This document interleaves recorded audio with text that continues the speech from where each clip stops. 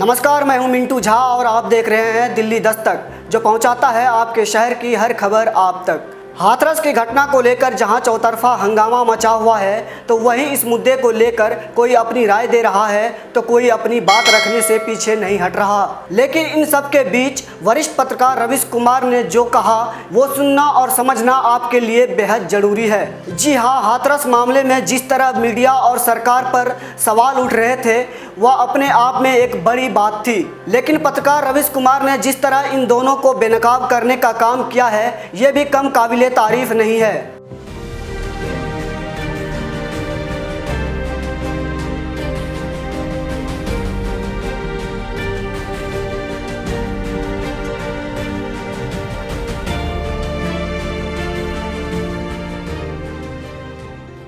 दरअसल रवीश कुमार अपने Facebook wall पर एक लेख लिखा जिसमें उन्होंने कहा कि हाथरस मामले में जब राज ही झूठ और फ्रॉड करे तो उसे सजा क्यों नहीं। आपको बता दें कि योगी सरकार पर लगातार सवाल उठ रहे थे कि पीड़िता को आधी रात में ही क्यों जला दिया गया। इनके अलावा फॉरेंसिक जांच जब 96 घंटे में होनी चाहिए थी तो यूपी प्रशासन ने क्यों जांच को करने में 11 दिन लगा दिए। इन तमाम सवालों को उठाते हुए रवीश कुमार ने योगी सरकार पर जमकर हमला बोला और कहा कि जब राज ही झूठ बोले तो उसे सजा क्यों नहीं। इसके अलावा रवीश कुमार ने कहा कि बलात्कार की तमाम घटनाओं के बीच फर्क यही था कि लोगों की चर्चाओं के बीच पीड़िता के शव को जला दिया गया।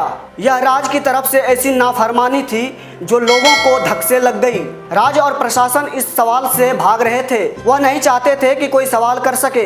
बेशक हाथरस में इसके अलावा भी बहुत कुछ हुआ जो नहीं होना चाहिए था, जैसे जिला अधिकारी का परिवार को प्यार से समझाना कि हम बदल जाएंगे, जिसे समान अर्थ में धमकाना कहते हैं। इस वीडियो के आने के बाद पीड़िता के परिवार से फोन ले लिए गए। परिवार के सदस्यों को प्रेस से मिलने नहीं दिया गया। यह स्टेट की तरफ से धमकी नहीं तो और क्या थी। इसलिए जरूरी है कि आम जन में बलात्कार पर अंकुश लगाने के लिए जो कानून बने हैं उनकी समझ हो और उन पर बात हो। आपको बता दें कि जब निर्भया केस हुआ था तब कई गाइडलाइंस बनाई गई थी राज्य और केंद्र सरकार के लिए, लेकिन उस पर अभी तक कुछ काम नहीं हुआ।